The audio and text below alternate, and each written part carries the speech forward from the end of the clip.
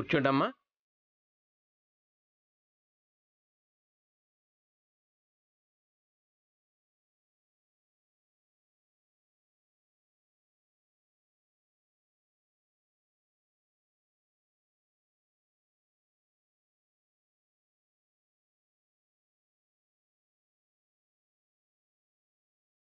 అమ్మా, అమ్మాయి వచ్చింది.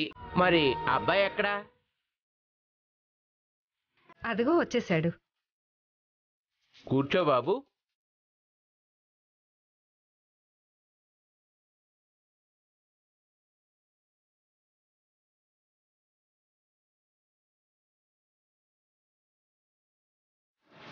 ఓం గణానాన్త్వా గణపతికుం హవామహే కవిం కవీనాముపమస్రవస్తమం జ్యేష్ఠరాజం బ్రహ్మణాం బ్రహ్మణస్పత ఆనశృణ్వన్నోతిభిः सीदसादनं स्वाहा.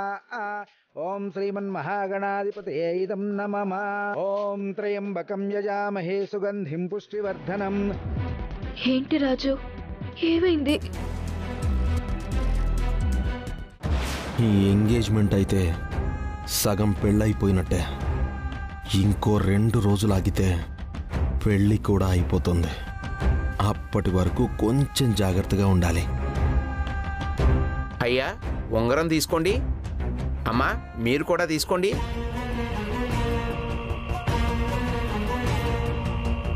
రాజు, ఉంగరాలు మార్చుకునే టైంలో ఎక్కడికి రా, ఉండు. ఓం సూర్యాయ ఇదం నమః. ఓం వనస్పతయే నమః స్వాహా. ఓం వనస్పతయే ఇదం నమః. ఓం చంద్రాయ నమః స్వాహా. ఓం చంద్రాయ ఇదం నమః. ఓం వాగర్ధాయ సంపృక్తం వాగర్ధ ప్రతిపత్తయేత్ జగతపితరం వందే పార్వతీ పరమేశ్వరౌ.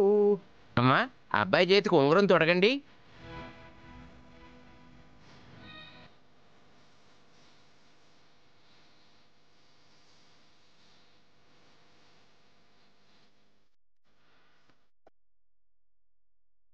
అమ్మా రూపా, కానీ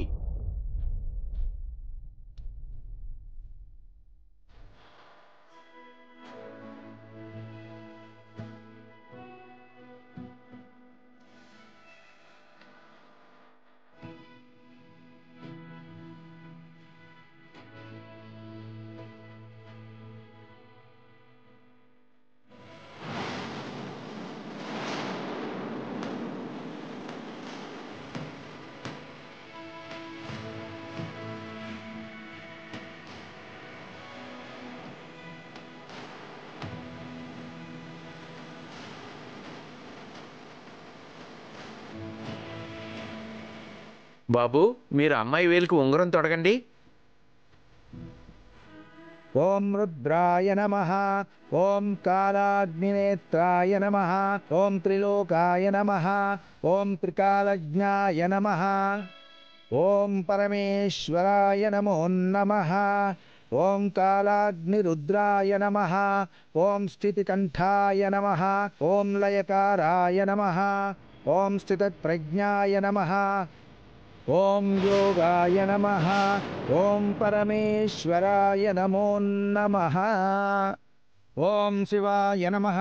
ఓం పరమేశ్వరాయ నమః. ఓం శంభవే నమః. ఓం పినాకినే నమః. అమ్మా, అబ్బాయి మెడలో దండ వేయండి.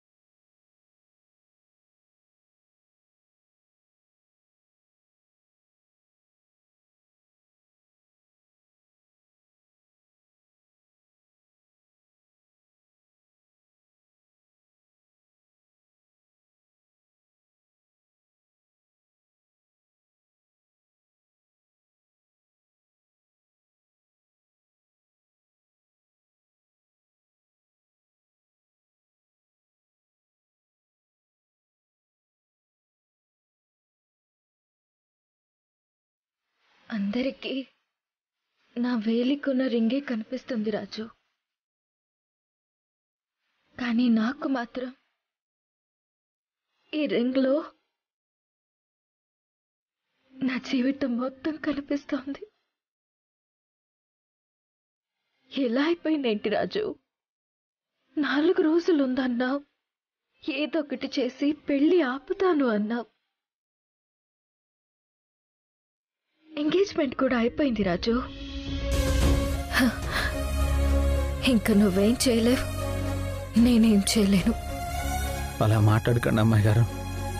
చివరి క్షణం వరకు మనం హోప్ను వదులుకోకూడదు. అయినా ఆ అమ్మాయిని దీపక్ తీసుకొస్తున్నాడన్నా, ఎంగేజ్మెంట్ జరగదు అన్నా. దీపక్ ఒంటరిగానే వచ్చాడు కదా రాజు. నాకు అదే అర్థం కావడం లేదు అమ్మాయి గారు. నా కళ్ళ ముందే దీపక్ ఆ అమ్మాయితో మాట్లాడాడు. ఆ అమ్మాయి ఇక్కడికి రావడానికి ముందు ఒప్పుకోలేదు. ఆ తర్వాత ఏం చెప్పాడో ఏమో కానీ కన్విన్స్ చేసి తీసుకొచ్చాడు. అందుకే నేను అంత ధీమాగా ఉన్నాను. కానీ చివరి క్షణంలో ఏమైందో ఏమో కానీ ఇంట్లోకి దీపక్ ఒక్కడే వచ్చాడు. ఏం జరిగిందో ఆ దీపక్కే తెలియాలి అమ్మాయి గారు. ఏమైంది దీపక్? నీకు ఆ అమ్మాయిని తీసుకొస్తాను అని చెప్పావు కదా, అంతలోనే ఏమైంది? నువ్వు ఆ అమ్మాయిని తీసుకొస్తున్నావని, ఈ ఎంగేజ్మెంట్ ఆగిపోతుందని నేను చాలా హోప్స్ పెట్టుకున్నాను. అయినా తమరు ఏ పని సక్రమంగా చేశారు గనక. మమ్మీ, నీకొక విషయం చెప్పాలి. తప్పు చేసిన ప్రతిసారి తప్పించుకోవడానికి ఏదో ఒక స్టోరీ రెడీగా పెట్టుకుంటావు కదా, చెప్పు. స్టోరీ కాదు మమ్మీ, నిజం. సరే ఏడు.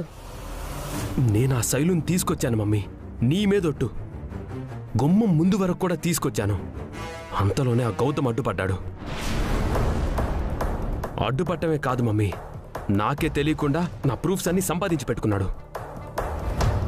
నాకు పిల్లలు పుట్టారని ఫేక్ సర్టిఫికేట్ తీసుకొచ్చాను కదా, దానికి సంబంధించిన ఒరిజినల్ సర్టిఫికేట్స్ వాడి దగ్గర ఉన్నాయి.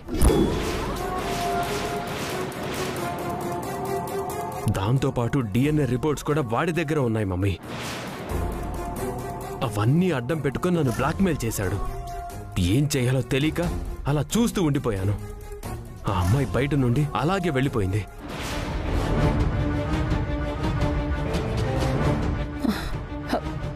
ఏంటి దీపక్ నువ్వు చెప్పేది? ఆ గౌతమ్ నిన్ను బ్లాక్మెయిల్ చేశాడా? అవును మమ్మీ, ప్లాన్ మొత్తం వర్కౌట్ అవుతున్న టైంలో వెడిసి కొట్టింది. చెప్పాను కదా అమ్మాయి గారు, దీపకే శైలుని తీసుకొచ్చాడు. ఆ గౌతమ్ బ్లాక్మెయిల్ చేయడం వల్లే ఆ అమ్మాయి వెళ్ళిపోయింది. ఇలా జరుగుతుందని తెలుసుంటే ఆ అమ్మాయి నేనే తీసుకొచ్చుండేవాడిని. అయినా దీపక్ శైలుని తీసుకొస్తానన్న విషయం ఆ గౌతమ్కి ఎలా తెలిసింది రాజు? నాకు అదే అర్థం కావడం లేదు అమ్మాయి గారు. ఇదంతా ఎవరో మనకి బాగా తెలిసిన వాళ్ళే చేసుంటారు. లేకపోతే అంత పర్ఫెక్ట్గా గుమ్మం దగ్గర ఎలా ఆపుతారు? నిన్నెలా బ్లాక్మెయిల్ చేస్తాడు? అవును మమ్మీ, నాకు అదే కొడుతుంది. ఎవరై ఉంటారు? ఎవరై ఉంటారు రాజు?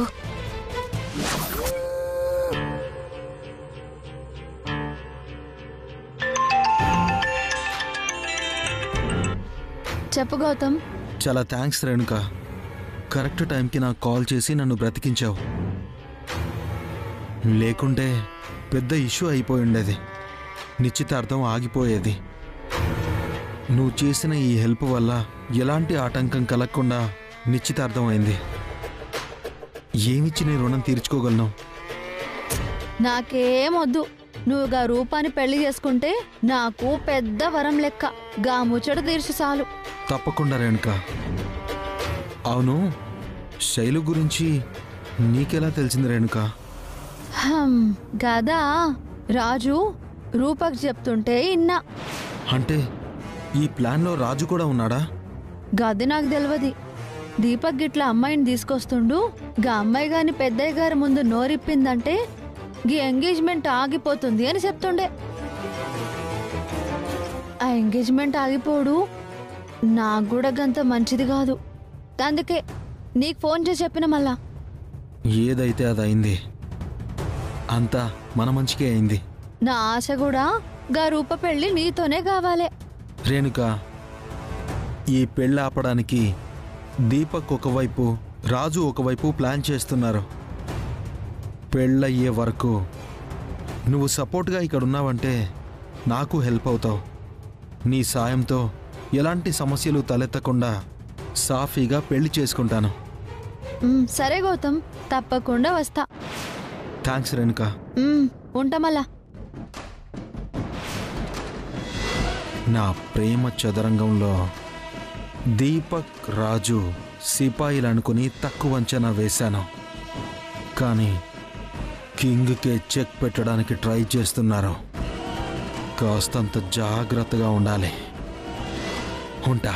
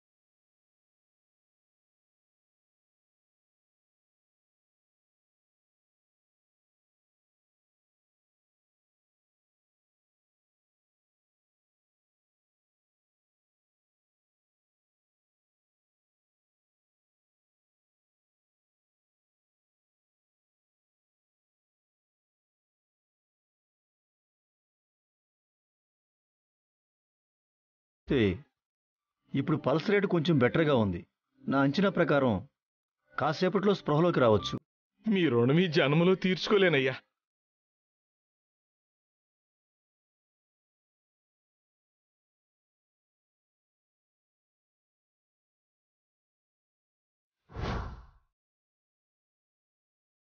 కంగారు పడాల్సింది ఏమీ లేదు. ఊపిరి కూడా బాగా తీసుకుంటున్నారు. కాస్త రెస్ట్ తీసుకుంటే సరిపోతుంది. అలాగేనయ్యా. ఓకే.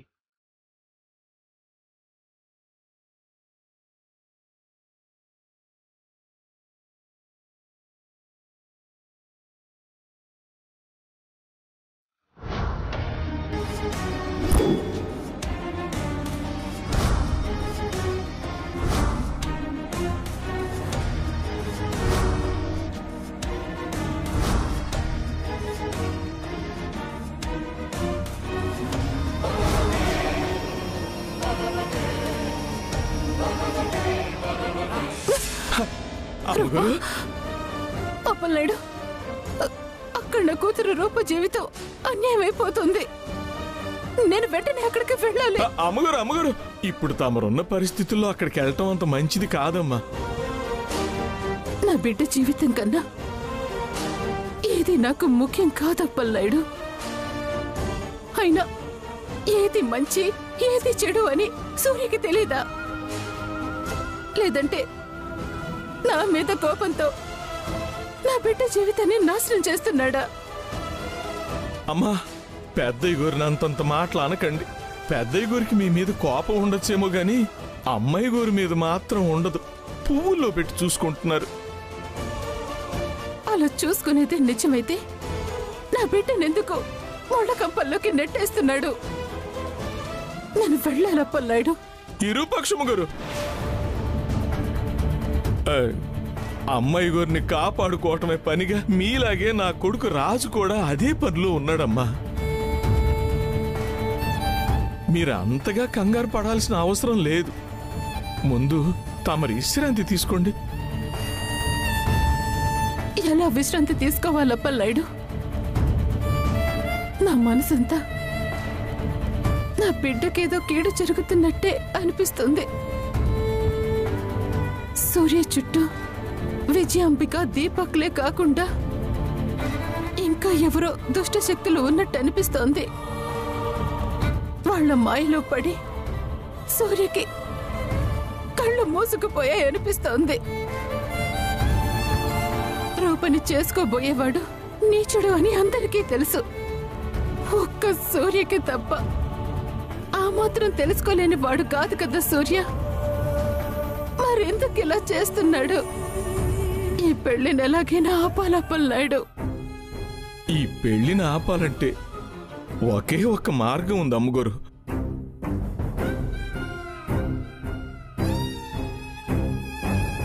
కానీ అది సాధ్యమయ్యే పని కాదు. ఏంటప్పలనాయుడు? చెప్పు అప్పలనాయుడు. నా కొడుకు రాజు అమ్మాయి గారు ప్రేమించుకుంటున్నారమ్మా.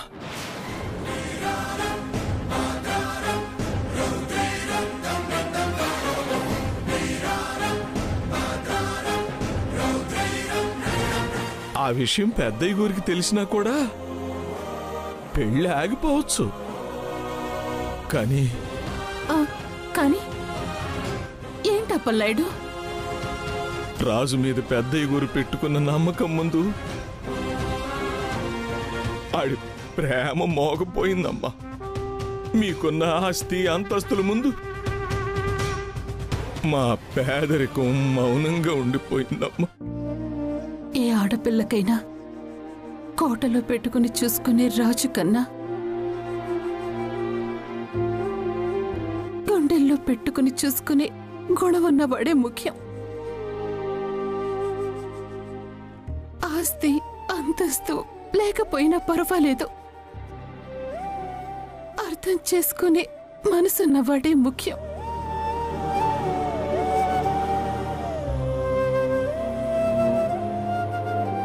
పంచభక్ష్య పరవణాలు లేకపోయినా పర్వాలేదు, బస్తలుంచకుండా గంజినీళ్లు పోసిన ప్రేమగా చూసుకుంటే చాలు. ఒక పంచేద్దాం అప్పలనాయుడు. ఏటమ్మా? ఆకాశరామన్న రాసినట్టు సూర్యకి రాజు రూపల ప్రేమ కథ రాసి పంపుదాం. రాజు రూపల ప్రేమ గురించి సూర్యకి తెలిస్తే పెళ్ళి ఆపేస్తాడని నువ్వే చెప్తున్నావు కదా. నాకైతే ఆ నమ్మకం ఉందమ్మగారు. రాజంటే పెద్దయ్య గారికి అంత నమ్మకం, అంత ప్రేమ కూడా. అయితే ఆలస్యం చేయకుండా లెటర్ రాద్దాం. అలాగే అమ్మగారు.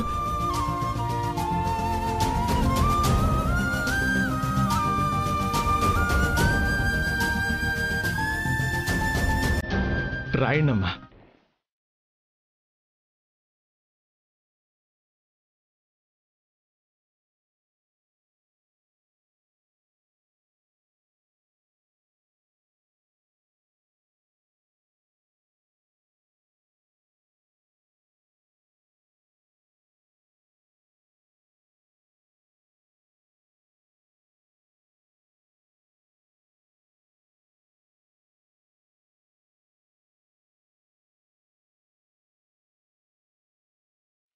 అప్పలనాయుడు, ఇది కొరియర్ చేసి రేపే అందేలా చెయ్యి. అలాగేనమ్మా. అమ్మా, తమరు మాత్రం ఇక్కడే ఉండండి. సమయం చూసి నేనే బయటికి తీసుకుపోతాను.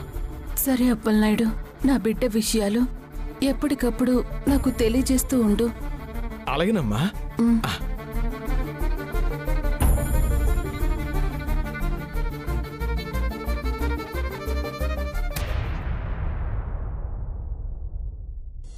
సుమా, తొందరగా రా.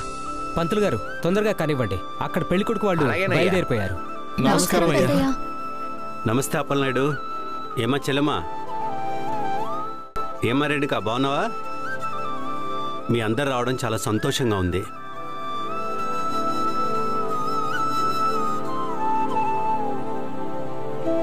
ఈ పెళ్లి ఆగిపోయే క్షణాలని సంతోషంగా చూడాలని వచ్చాను పెద్దయ్య గారు. మీకు తెలియకుండా ఇక్కడ చాలా ఘోరాలు జరుగుతున్నాయి. ఆ ఘోరాలను ఆపటానికి ఇరుపాక్షమ్మ గారు నేను కలిసి ఒక ప్రయత్నం చేశాం. ఆ ప్రయత్నం నెరవేరాలని, నెరవేరుతుందని నమ్మకంతో వచ్చాను. బాగున్నారా పెద్దయ్య? బాగున్నానమ్మా. రూప పెళ్లితో పాటు మీ పెళ్లి కూడా జరిపిస్తానని చెప్పాను. కానీ ముహూర్తాలు వెంటనే పెట్టుకోవడం వల్ల కుదరలేదమ్మా.